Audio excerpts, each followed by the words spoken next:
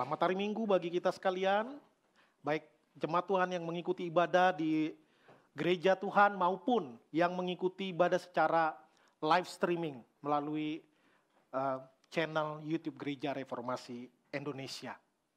Hari ini adalah Minggu Perjamuan Kudus dan yang menjadi tema dari perenungan firman Tuhan di minggu hari ini adalah diserahkan karena pelanggaran kita.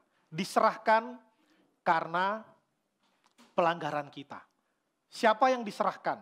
Tentu Yesus Kristus. Kita akan mendasarkan perenungan kita dari satu bagian firman Tuhan terambil dari Roma pasal 4 ayat 25.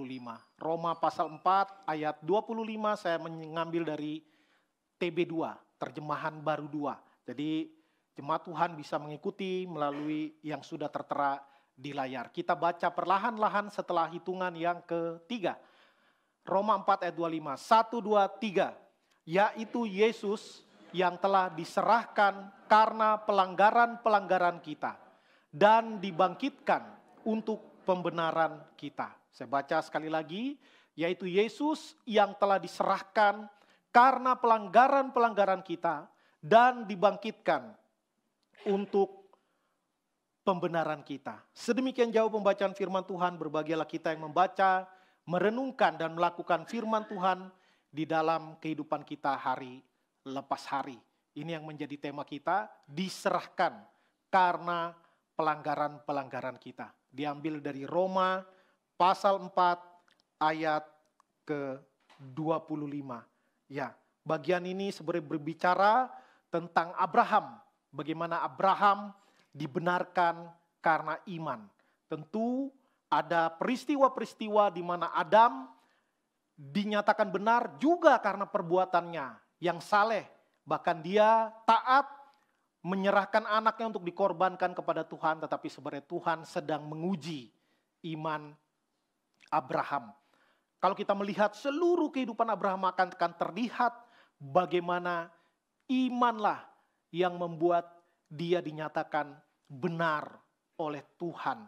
Ketika Tuhan memberikan janji kepada Abraham di masa tuanya, bahkan ketika istrinya sudah tidak lagi mungkin untuk punya anak, ya, sudah menopause.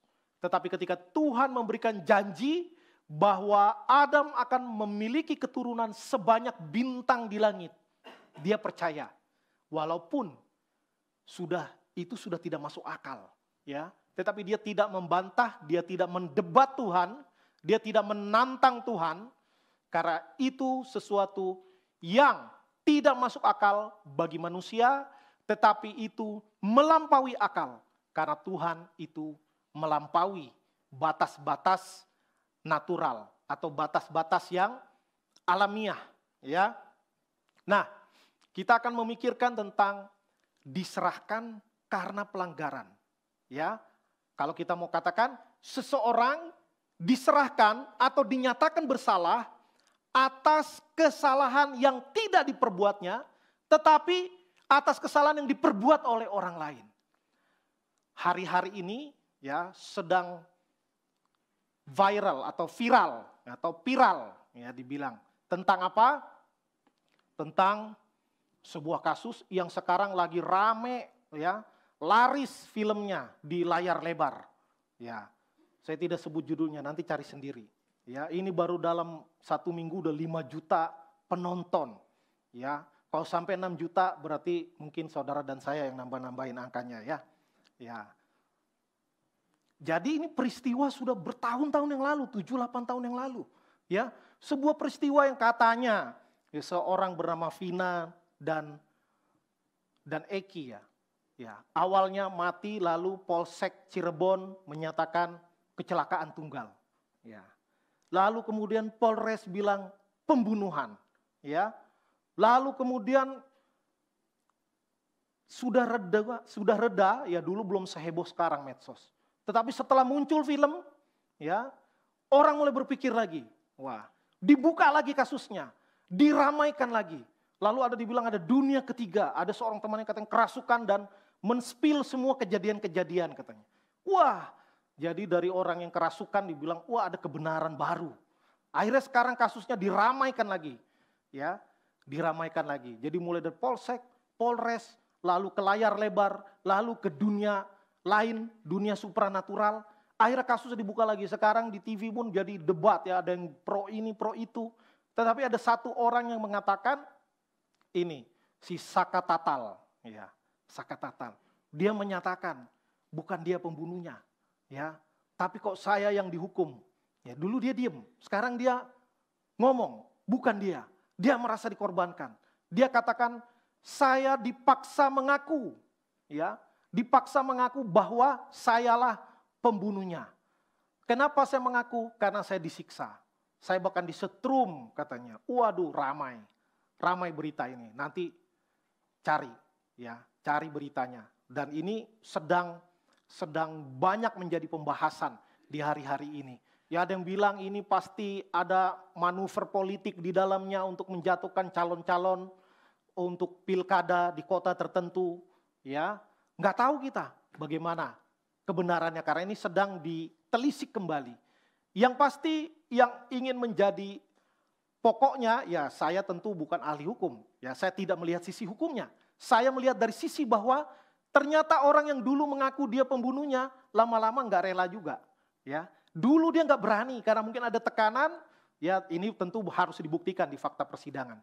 Ya, setidaknya dia merasa dulu dia terpaksa, maka dia mengaku dengan keterpaksaan. Dia diserahkan sebagai terdakwa, dia dihukum menjalani hukuman bertahun-tahun karena apa? Terpaksa. Apakah dia diserahkan? Iya. Apakah dia diam? Iya. Karena nggak berani melawan. Ya, menurut dia di bawah tekanan. Sekarang kan udah heboh. Ada Komnas HAM yang mendatangi dia, mulai dia speak up. Saya ditekan, saya dipaksa mengaku. Ya tentu nanti harus dibuktikan di persidangan. Maka sekarang dicari DPO lain yang konon kabarnya terkait dengan penguasa politik tertentu di kota tertentu. Ya, yang pasti harus dibuktikan. Tetapi ternyata siapa sih yang mau dihukum karena pelanggaran orang lain? Wah enak aja. Itu nggak adil dong, itu nggak mendidik dong. Ya, tentu kita bisa berargumen seperti itu. Dan itu pula lah logika yang disampaikan oleh orang-orang yang mengkritik iman Kristiani. Kata mereka, iman Kristiani begitu manja, begitu enak ya, kamu yang berdosa, Tuhanmu yang dibunuh. Ya, karena logika umum, setiap orang harus menanggung perbuatannya sendiri-sendiri. Dan para pengkritik iman Kristen mengambil ayat Alkitab juga. Ya, mengambil ayat Alkitab.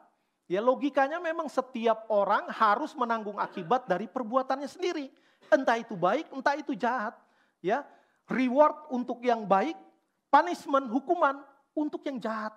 Dan dikutip Yehezkiel 18 ayat 20 ini ayat emas untuk orang yang berupaya secara argumentatif memberikan data dan fakta dari kitab suci untuk meruntuhkan dasar iman Kristen tentang substitusi atau penggantian dan penebusan oleh Tuhan Yesus Kristus. Ayatnya mengatakan orang yang berbuat dosa, dialah yang harus mati.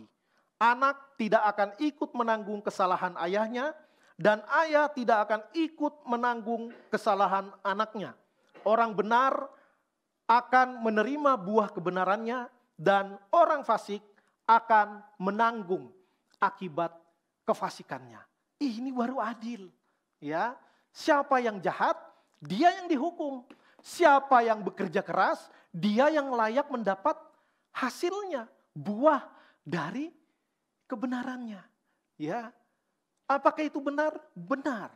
Tetapi ini bukan berbicara tentang penebusan. Lantas apakah penggantian dan penebusan yang dikerjakan oleh Tuhan Yesus Kristus itu tidak alkitabiah? Ya, tentu itu adalah sebuah hal yang sangat alkitabiah. Ya. Dalilnya dari mana? Ya, ini kan pakai bahasa dalil. Dari mana membentuk sebuah doktrin penebusan atau substitusi penggantian di istilah teologi? Ya, dari mana? Apakah itu adalah propaganda gereja yang menipu umat, yang rasio dan logikanya tidak jalan? Ya enggak begitu. Ya, di dalam dunia banyak hal yang berjalan seolah-olah tidak masuk akal, tetapi itu adalah kebenaran. Nah, kita bersyukur di dalam teologi Kristen ada istilah namanya paradoks. Dua hal yang seolah-olah bertentangan, tetapi itu adalah dua-duanya benar. Ya, sejauh ini iman Kristenlah yang punya keunikan ini. Paradoks, ya. Allah Maha Kasih, Allah Maha Adil. Itu seolah-olah bertentangan, tetapi tidak, dua-duanya benar, ya. Karena itu Tuhan tahu bahwa manusia tidak mungkin menyelesaikan dosanya sendiri. Mari kita periksa bagian-bagian kitab suci yang berbicara tentang hal ini, ya. Apa maksud dari frasa diserahkan karena pelanggaran-pelanggaran kita? Ya, tadi Roma 4 ayat 25. Dan di frasa terakhirnya dikatakan dia dibangkitkan bagi pembenaran kita. Ya. Jadi Yesus diserahkan dan mati karena pelanggaran-pelanggaran kita, lalu Yesus dibangkitkan untuk pembenaran kita. Ya. Nah, apa maksudnya? Ya tentu Yesus mengerjakan, dia tidak berdosa, tetapi dia menanggung dosa. Apakah ini tidak adil? Mari kita lihat catatan kitab suci. Ya, di Yesaya 53 ayat 4 sampai ayat 6 berbunyi demikian. Tetapi sesungguhnya penyakit kitalah yang ditanggungnya dan kesengsaraan kita yang dipikulnya. Padahal kita mengira dia kena tulah, dipukul dan ditindas Allah. Tetapi dia tertikam oleh karena pemberontakan kita. Dia diremukkan oleh karena kejahatan kita. Ganjaran yang mendatangkan keselamatan bagi kita ditimpakan kepadanya.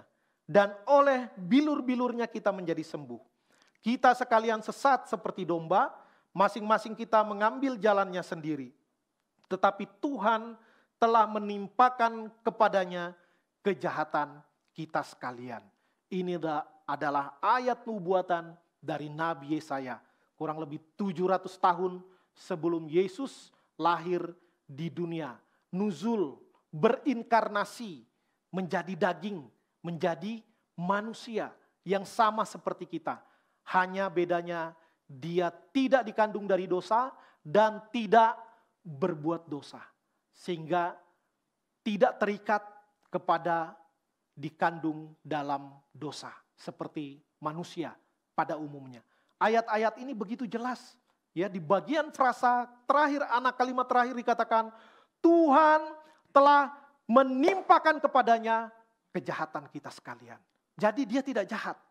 Yang jahat adalah saudara dan saya. Yang melanggar adalah saudara dan saya. Tetapi yang ditikam, yang meminum cawan murka Allah sepenuhnya adalah Yesus sendiri, Sang Putra Tunggal Allah. Jadi perjanjian lama juga memberikan nubuatan yang begitu eksplisit, yang begitu jelas tertulis bahwa ada seseorang yang menanggung dosa orang lain, yang memikul kesalahan orang lain, yang menanggung kutuk maut yang seharusnya ditimpakan kepada semua orang yang berdosa dari zaman ke zaman di segala tempat. Ya, kita bersyukur di dalam kekristenan bagaimana Tuhan turun tangan. Ya, karena ini tidak bisa diselesaikan melalui sebuah sistem yang dikerjakan manusia turun-temurun. Ya, sejak zaman Musa Tuhan sudah membuat sebuah sistem ritual. Untuk apa? Sebagai gambaran yang samar-samar bahwa dosa harus dibayar. Ya, itu hukumnya. Kesalahan ada hukumannya.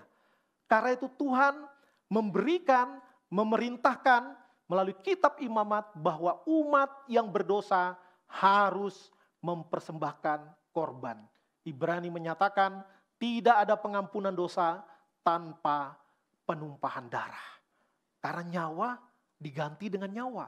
Karena itu untuk menebus dosa diganti dengan penumpahan darah. Tentu bukan darah manusia, darah hewan. Ya, apakah ini seimbang? Tidak. Tetapi itulah cara, ritual yang dipakai oleh Tuhan untuk melihat ke depan ketika pada satu ketika ada sang anak domba Allah yang akan menjadi korban, akan diserahkan, akan dikorbankan. Menjadi apa? Untuk membayar dosa yang memang harus dibayar. Ya, di perjanjian baru apa dikatakan? Ya, di perjanjian baru. Oh, ini adalah substitusi. Ya, tadi yang saya katakan. Ini jelas. Substitusi ini penggantian ya di dalam teologi. Dikatakan dia tertikam oleh karena pemberontakan kita yang warna kuning. Jadi dia yang ditikam padahal yang memberontak kita. Dia yang diremukan, yang jahat adalah kita. Lalu ganjaran yang mendatangkan keselamatan itu ditimpakan kepadanya. Dia yang dihukum, kita yang selamat. Lalu oleh bilur itu dari luka, ya, darah yang menetes. Itu dikatakan bilur-bilurnya. Dia menderita, kita yang sembuh. Disembuhkan dari kutuk dosa. Lalu frasa yang terakhir jelas. Kejahatan kita yang jahat ditimpakan kepada sang juru selamat. Nah, berikutnya ini substitusi di dalam PL, ya, di dalam PL. Bagaimana dengan PB? Sama, ya. Di dalam PB juga lebih jelas lagi, lebih eksplisit lagi, ya. Apa yang dikatakan oleh PB sudah jelas. Ini banyak kita yang hafal, pasti. Ya, Roma 3 ayat 10 dan 23. Tidak ada yang benar, seorang pun tidak. Pendeta juga enggak benar, juga tidak. Ya, wah pendeta enggak benar, iya, apalagi jemaat, sama-sama, lebih parah lagi. Ya, Roma 3 ayat 23, karena semua orang telah berbuat dosa dan kehilangan kemuliaan Allah. Ada ajaran yang mengatakan bahwa nanti kebaikan kita dicatat, kejahatan kita dicatat, lalu ditimbang atau secara matematika dihitung. Kalau banyakkan kebaikannya, amal, sedekah, kebajikan, semua yang kita kerjakan lebih banyak baiknya daripada jahatnya, maka ya seperti teori matematika. Kebaikannya 10, kejahatannya 7. Masih plus 3, masuk ke surga. Ya, dengan modal plus 3. Tetapi di dalam iman Kristiani tidak demikian. Di dalam Matius dikatakan, hendaklah engkau sempurna, bahkan haruslah engkau sempurna. Karena Bapamu di sorga adalah sempurna. Ya, kalau peribahasanya dibilang karena nila setitik, rusak susu sebelanga. Ya, angkatan generasi 40 ke atas pasti masih tahu peribahasa ini. Ya, kalau anak sekolah sekarang saya tidak tahu apakah peribahasa ini masih dipakai. Jadi sedikit saja kotoran itu cukup untuk menghancurkan semuanya. Ya, satu dosa saja cukup untuk membuat kita tidak layak menghampiri kekudusan Allah. Karena itu barang siapa dipenuhi oleh kekudusan Allah, kita akan semakin merasa tidak layak. Ya, tidak layak, bukan sekedar kurang baik, tapi tidak layak sama sekali. Walaupun kita cukup baik, walaupun kita cukup saleh, ya, tetap tidak bisa memenuhi standar Allah.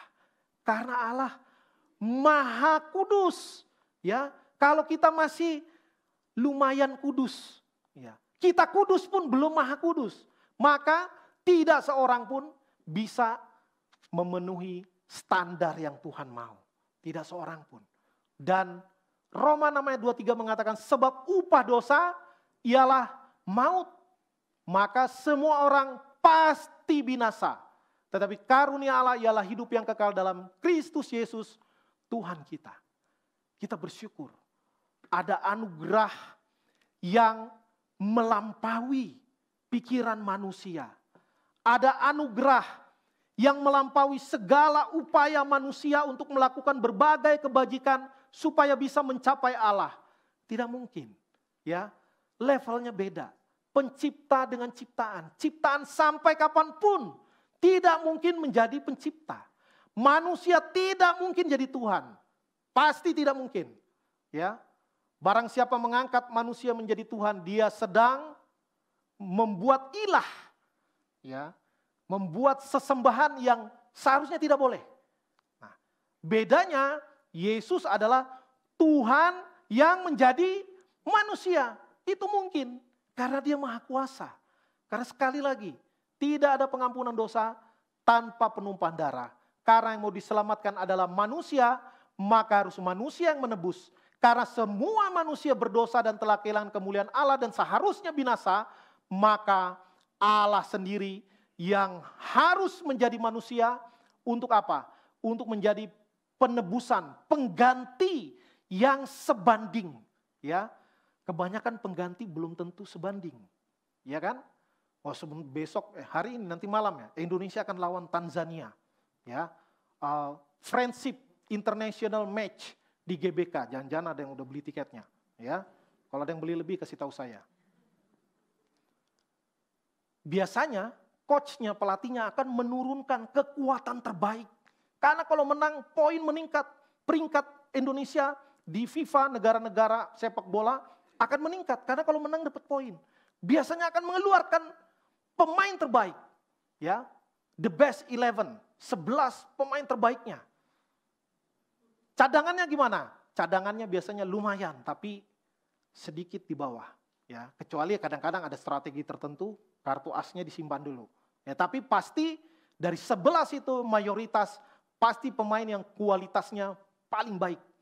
Penggantinya tidak sebaik yang digantikan. Ya. Nah, karena itu manusia sama manusia aja belum tentu sebanding. Ya.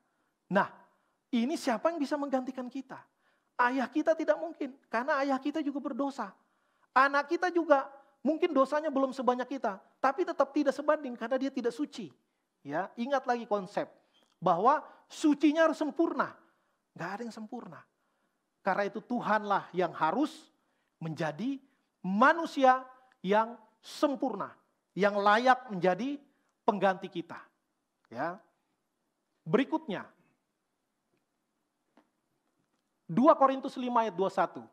Dia yang tidak mengenal dosa telah dibuatnya menjadi dosa karena kita, supaya dalam dia kita dibenarkan oleh Allah. Jadi Yesus tidak kenal, bukan gak kenal karena belum pernah kenalan. Maksudnya Yesus tidak dikandung dalam dosa dan Yesus tidak pernah berdosa selama hidupnya. Tetapi ketika Yesus disalibkan, maka semua kutuk dosa ditimpakan kepada Yesus. Untuk apa? Untuk memenuhi hukum bahwa upah dosa ialah maut. Upah dosa adalah kematian. Itulah yang harus dipikul, yang harus ditanggung oleh Yesus Kristus. Karena itu benar-benar tidak ringan. Kalau ngomongnya sekarang enak. Coba kita bayangkan detik-detik ketika Yesus berdoa di Taman Getsemani. Dia sampai gemetar, sampai mengeluarkan keringat bercampur darah. Ya. Karena apa? Karena menanggung dosa dunia. Orang aja yang menanggung dosanya sendiri aja nawar. Iya kan? Asas praduga tak bersalah lah. Dengan alasan saya belum pernah dipenjara, maka saya berhak diringankan. Padahal emang udah jahat, udah salah. Tetap mencari pengacara terbaik, nawar. Ya, kita selalu nawar. Itu pun kesalahan kita masih nawar. Apalagi kesalahan orang. Ya, kita tentu tidak mau. Kita tidak mau. Ya, kalaupun mau karena tekanan, seperti yang saya ceritakan tadi. Jadi Yesus Kristus mati menggantikan kita ketika dia digantung di atas salib. Kita yang layak untuk mati disalibkan. Ya, kita yang hidup dalam dosa. Tetapi Kristus yang mengambil hukuman kita dan menanggungnya bagi kita. Dengan kata lain, dia menggantikan kita. Dia menjadi substitusi. Ya, loh, harusnya satu untuk satu. Tidak. Karena dia khasiat atau efektivitas dari penebusan Kristus cukup untuk semua orang dari zaman ke zaman. Loh bagaimana? Kan kita tidak hidup sejaman dengan Kristus. Dengan iman. Ketika kita beriman kepada penebusan Kristus, maka penebusan Kristus efektif, berlaku, cukup bagi kita. Bahkan bagi anak cucu kita. Ya karena itu kita harus mewariskan iman kepada generasi-generasi sesudah kita. Karena itu imanlah yang paling penting. Namun memang banyak sekarang kita lebih tertarik kepada memberikan bekal berbagai pengetahuan dan keterampilan dan segala yang dibutuhkan supaya anak kita bisa survive menghadapi hidup ini, supaya bisa sukses, supaya bisa berhasil, supaya bisa berkuasa, supaya bisa kaya. Itu baik nggak? Baik. Tetapi bukan itu yang pertama dan terutama. Yang pertama dan terutama adalah iman. Ya, bukan mau menciptakan anak kita menjadi orang yang cupet hanya tahu agama, bukan. Tetapi pengetahuan akan Allah itu adalah menjadi pondasi. Pondasi yang kuat sehingga apapun yang dibangun di atasnya bisa bertahan. Kalau tidak akan kolaps. Ya. Orang yang jenius tanpa takut akan Tuhan, dia akan jauh lebih berbahaya daripada orang yang tidak pintar tapi takut akan Tuhan. Termasuk orang yang tidak pintar dan tidak takut akan Tuhan. Dampak, impact merusaknya jauh lebih kecil daripada orang yang tidak memiliki dasar iman yang teguh, lalu dia memiliki berbagai kemampuan, keterampilan, kehebatan yang luar biasa. Wah, ini efeknya dahsyat. Ya, bisa hancur dunia ini. Bisa hancur dunia ini. Sama seperti ketika penelitian ada bom atom, ya. Penelitinya, pembuatnya merasa begitu kecewa karena ternyata itu dipakai untuk menghancurkan begitu banyak orang, membunuh ratusan ribu manusia di dalam sebuah perang. Padahal itu penelitian, ya, bisa digunakan untuk hal yang baik. Tetapi ternyata hal yang baik pun dengan iman yang keliru, dengan keserakahan manusia, dengan dosa yang begitu merusak manusia, justru berdampak jauh lebih buruk. Ya, karena itu perhatikan anak-anak kita, cucu-cucu kita. Ya. Iman bukan berarti yang lain tidak penting. Iman dari kecil, iman dari kecil. Karena itu tidak salah firman Tuhan mengatakan, ajarkan berulang-ulang pada anak-anakmu, di mana-mana saja, kapan saja, di mana saja. Ya, Ulangan 6 ayat 5 sampai 8. Ya. Supaya apa? Supaya itu menjadi dasar. Kemudian ketika dia bertemu dengan nilai-nilai dunia, dengan sistem dunia yang sudah rusak, dia bisa bertahan. Ya, dia bisa bertahan.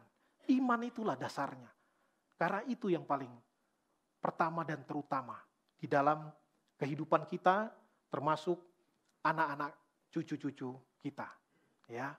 Lalu 1 Petrus 2 ayat 24 mengatakan, ia sendiri telah memikul dosa kita di dalam tubuhnya di kayu salib, supaya kita yang telah mati terhadap dosa, hidup untuk kebenaran.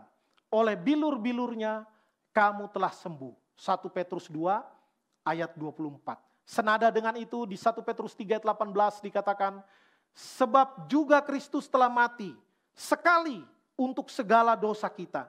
Ia yang benar untuk orang-orang yang tidak benar supaya ia membawa kita kepada Allah. Ia yang telah dibunuh dalam keadaannya sebagai manusia, tetapi yang telah dibangkitkan menurut roh. Ini juga menjadi jawaban bagaimana efektivitas penebusan Kristus sekali saja, tetapi berlaku untuk selama-lamanya, dinyatakan secara eksplisit di firman Tuhan. Dan ini juga ada anak kalimat yang begitu indah. Dikatakan ia yang telah dibunuh dalam keadaannya sebagai manusia. Ini juga menjadi jawaban atas para pengkritik iman Kristen yang mengatakan Tuhan kok bisa mati. Ya, oh Tuhan kok bisa mati? Jadi ini pertanyaan yang salah. Bukan ini susah dijawab. Pertanyaannya salah. Firman Tuhan jelas menyatakan Yesus dibunuh dalam keadaannya sebagai manusia. Jadi bukan Allah bisa mati, Allah tidak mungkin mati. Lalu yang mati siapa? Karena dalam keadaannya sebagai manusia. Manusia ya pasti bisa mati. Tetapi dia tetap firman Allah yang kekal, yang tidak mungkin bisa mati. Ya, tetapi itu tidak mudah. Memikul dosa manusia. Ya, sehingga kalau zaman sekarang ya, kalau zaman film-film layar lebar bilang, menanggung dosa itu berat. Ya, kamu nggak akan kuat. Biar aku saja. Ya. Kata Yesus gitu. Beneran. Ya, beneran. Nggak ada yang bisa. Dan nggak ada yang mau. Mau aja enggak. Mau pun nggak mau, nggak mampu. Hanya Yesus yang bisa. Kita bersyukur. Ya. Nah, menjadi pertanyaan, kata diserahkan. Ia diserahkan. Kalau kita belajar bahasa Indonesia atau mungkin ada guru bahasa Indonesia di sini, diserahkan itu adalah kata kerja pasif. Ya, pasif. Maka yang aktif adalah pihak yang menyerahkan. Yang menyerahkan siapa? Bapaknya. Ya. Lalu yang membuat dia diserahkan siapa? Dosa manusia. Dosa dunia ini. Maka diserahkan seolah-olah itu adalah sesuatu yang pasif. Ya. Tentu kalau hanya satu kata ini, ya kesannya demikian. Tetapi dari semua yang kita baca tadi, ayat-ayat firman Tuhan dan semua kalau kita baca kitab-kitab Injil jelas sekali. Ya, di dalamnya ada pergumulan, di dalamnya ada ketaatan, di dalamnya ada perjuangan dan pergumulan. Dan pada akhirnya Yesus dengan rela, ya bukan pada awalnya tidak rela, tetapi ada sisi-sisi kemanusiaan yang dengan terbuka dikatakan oleh kitab suci. Ya, bukan karena dia Tuhan dan manusia lalu mikul salibnya enteng ya, pakai gini mikul salibnya, ya satu jari, ya. Kalau dia bisa mau, cuman ya jadi konyol, ya. Dia menggunakan kealahannya untuk menghindari penderitaan, enggak. Maka Yesus membatasi kealahannya sedemikian rupa, ya. Supaya apa? Supaya dia bisa mengerjakan semua penebusan, semua penderitaan, semua substitusi dengan tepat, dengan tidak menggunakan hak istimewanya sebagai putra tunggal Allah. Jadi dia pasif. Dia dengan kemauannya sendiri, bukan dipaksa, ya. Kadang-kadang orang karena dipaksa, ya kan? Ayo, bikin doanya, bilang doa makan, ya, nggak mau, ya. Lalu papanya melotot, bikin doanya sayang, ya, ayo doa ada, ya. Didoakan nggak? Didoakan, tapi terpaksa, ya, terpaksa dengan melotot dengan suara yang agak sedikit dimodifikasi, ya. Jadi karena terpaksa orang bisa taat. Apakah Yesus dipaksa oleh Bapaknya? Ya, kau jadi manusia, ya. Kalau enggak, kuusir kau dari sini. Enggak begitu, ya. Enggak begitu. Karena ini Allah Tritunggal. Allah Tritunggal enggak pernah bertengkar, enggak pernah bertengkar, dan enggak main suruh-suruan, ya. Putra Tunggal Allah. Bapak aja lah, enak kali Bapak, ya. Bapak kan udah tua, anak masih muda. Bukan gitu. Ya hati-hati, kita ini sering karena istilah-istilah, maka dengan otak kita yang terbatas kita bisa bingung akan konsep Allah Tritunggal. Ya, jadi tidak ada perbantahan, tidak ada keterpaksaan, tidak ada kepasifan di dalam penebusan Kristus. Apakah nanti Yesus seperti Saka Tatal, ya, yang mengatakan dulu saya dipaksa Bapa, ya. Jengkel saya, tapi apa boleh buat, ya. Itu sudah sejak permulaan zaman sudah ditetapkan. Ya, udahlah, untung cuma 33 tahun setengah saya di sono, ya. Coba 3000 tahun. Capek deh, ya, enggak begitu. Tidak akan di kemudian hari menuntut, ya. Harusnya kalian semua yang menderita, harusnya kalian semua yang dihukum mati, ya. Gara-gara kalian jadi saya harus capek-capek, enggak begitu, ya, enggak begitu. Yesus dengan penuh kesadaran menanggung semuanya demi saudara dan saya. Nah, ini juga pertanyaan menarik, ya. Kalau Yesus menggantikan orang-orang berdosa, kalau Yesus membayar kutuk dosa, membayarnya kepada siapa? Ya, kalau kita jajan di minimarket, bayarnya ke siapa? Ke kasir, ya kan?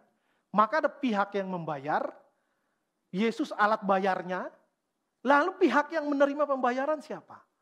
Sebagian orang bilang, berarti Tuhan bayar ke iblis dong. Ya, iblis menang banyak dong, karena orang berdosa seluruh dunia. Ya, untung banyak dong, nih cuan luber. Enggak begitu. Ya, ini adalah sistem. Jadi Tuhan membayar kepada sistem yang dibuatnya sendiri. Jadi bukan bayar kepada setan, lalu setan jadi kaya. Enggak. Ya, karena upah dosa ialah maut. Jadi harus ditanggung, dibayar kepada sistem yang dibuatnya sendiri. Jadi bukan bayar kepada iblis, lalu iblis kipas-kipas, wah tambah pemasukan lagi. Enggak begitu. Ya, jadi jangan kita salah paham bahwa Kristus membayar dosa umat manusia yang berdosa bukan kepada iblis, tetapi demi pembayaran sistem, ya, sistem yang memang dosa harus dibayar. Ya. Terakhir, perenungan dan penerapan. Nah, ini biasanya kita senang tambah pengetahuan. Ya, begitu perenungan dan penerapan, aduh sibuk ya. Kita terlalu sibuk untuk meluangkan waktu merenung. Ya. Pantaskah posisi kita digantikan oleh Yesus Kristus? Atau kita bilang, untung ada Yesus ya. Ya, untung. Memang untung sih. Ya. Tapi apakah dengan demikian kita mau untuk hidup menghamba kepada Kristus? Enak aja, saya orang merdeka. Saya tinggal di bangsa yang merdeka. Saya punya hak asasi manusia. Ya, saya punya kehendak bebas. Tuhan boleh minta-minta saya. Kalau saya nggak mau, Tuhan mau apa? Ya. Waduh, kalau kita berpikir seperti itu, celakalah kita. Ya. Kita tidak pernah pantas. Walaupun sekarang kita udah Kristen. Walaupun sekarang kita sudah melayani. Walaupun kita memberikan persembahan kepada Tuhan. Mau persembahan persepuluhan, persembahan ucapan syukur, persembahan komitmen, apapun itu namanya. Kita nggak pernah pantas. Bahkan kalaupun kita mengabdi kepada Tuhan, menyerahkan hidup menjadi hamba Tuhan, pun tetap tidak pantas. Capek kali ya? Iya. Ya, capek kali. Ikut Tuhan. Ya, kalau nggak capek, mungkin kita bukan sedang ikut Tuhan.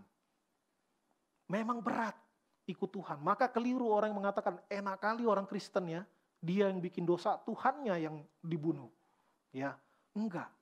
Kita harus sampai kepada satu titik kesadaran bahwa kita mengejar kekudusan, tetapi di saat yang sama kita selalu merasa tidak layak. Ya, jadi jangan dibenturkan ini. Kita tidak layak, tapi kita harus mengejar kekudusan. Ketika kita semakin bisa lebih saleh hidup, kita tetap tidak layak di hadapan Tuhan. Itu harus selalu sadar. Ya, jangan berpikir terbalik. Lo udah capek-capek baik-baik pun masih salah, masih nggak layak. Kalau gitu berdosa aja sekalian. Ya, karena nggak ada bedanya. Ada bedanya. Orang yang merasa tidak layak tetapi terus mengejar kekudusan, dialah yang dibenarkan oleh Tuhan. Sebaliknya, orang yang merasa sudah ditebus oleh Kristus, lalu hidup sembarangan, karena merasa berapapun dosanya Kristus sudah tebus. Ya santai aja, slow. Itu urusan Tuhan menebus. Kemungkinan besar kita belum menjadi orang yang diselamatkan oleh Tuhan. Karena orang pilihan Tuhan itu akan terlihat. Ya, akan terlihat perkembangannya. Bisa turun tapi tidak mungkin turun terus dan tidak naik. Ya, sampai di ujungnya nanti akan menjadi orang yang takut akan Tuhan. Dan dia dibenarkan karena imannya. Ya, dia bisa saleh, dia bisa semakin baik karena imannya. Maka dia kejar itu.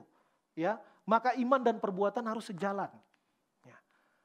Sudikah kita? Ini bahasanya seperti memohon-mohon, memelas-melas ya. Sudikah kita menata ulang tujuan-tujuan hidup kita bersesuaian dengan kehendak Tuhan? Ya, mau nggak kita? Kita periksa hidup kita selama ini bagaimana?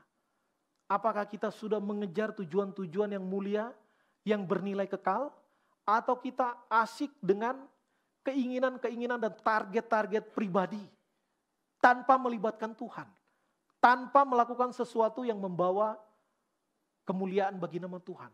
Nah, ini menjadi perenungan kita bersama.